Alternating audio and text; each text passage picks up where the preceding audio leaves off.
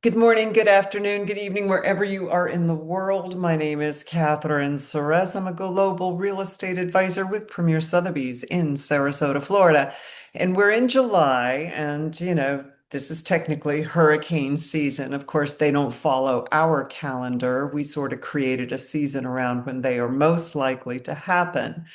Now, Sarasota in 2024 had a trifecta of three different storms, with one of them being a direct hit.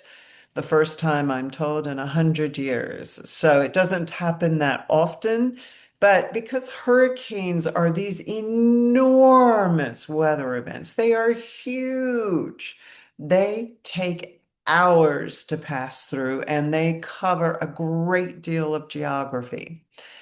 But one of the things that really drives me crazy is the number of people who follow advice from the 1950s in 2026. Okay.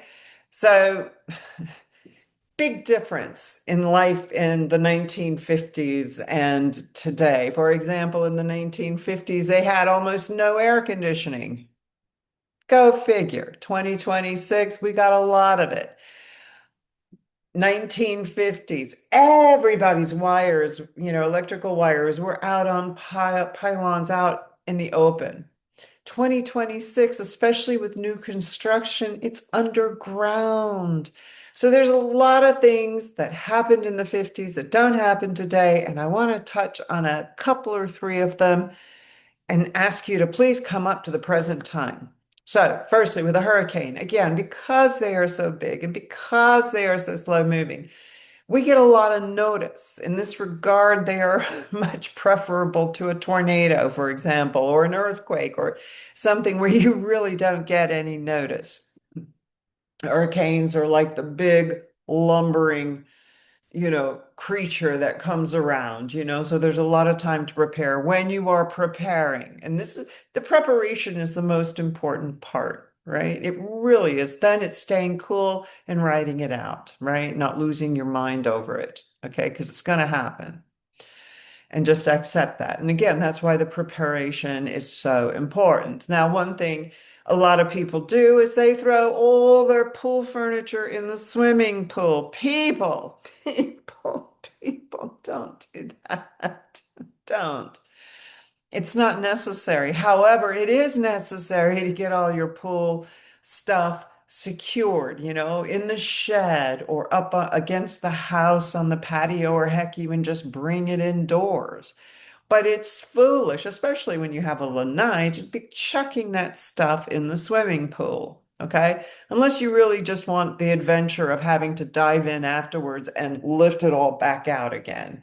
Never mind what the chlorine is going to do to your furniture. Okay. But that's one. You don't have to throw all your outdoor swimming pool furniture into the pool. Okay. It's not necessary. The second one is people freak out, right? And they race to all the big stores and they buy all the bottled waters, the little individual ones, the big 5-gallon ones. They buy it all. And depending on where you live, right, how many survivalists you have in the community, the faster that water is going to go. And again, that's a 1950s thing when even the municipal water supplies would shut down because of a storm and might be down for quite some time. Good gracious me, how long was the water off when we had a direct hit from Milton? I don't even know that it was, right? Even the power, the electricity, if you were in a newer neighborhood with the underground electrical systems, I don't think you lost power for more than 4 hours. So check yourself, check what you're doing. Make sure you're not answering things from the 1950s. Because another one they used to do is to fill the bathtub with water.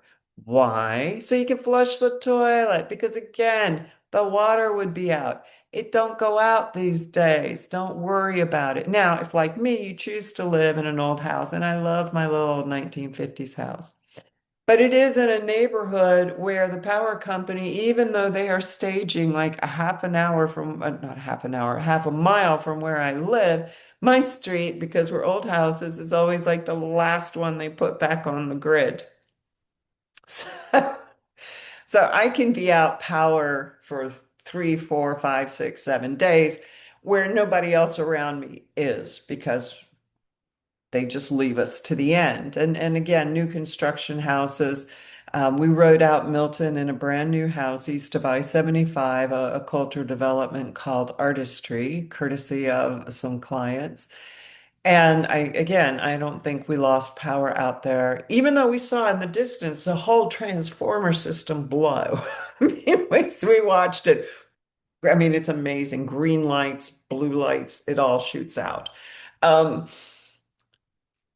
it was only about 4 hours, I think, that we didn't have power. So don't get hysterical, right? But be prepared, right?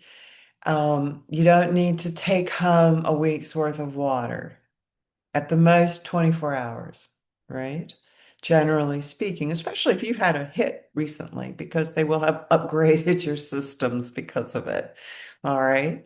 Um, and don't throw your stuff in the pool, right? And just be reasonable. And remember, this is 2026. It's not 1950.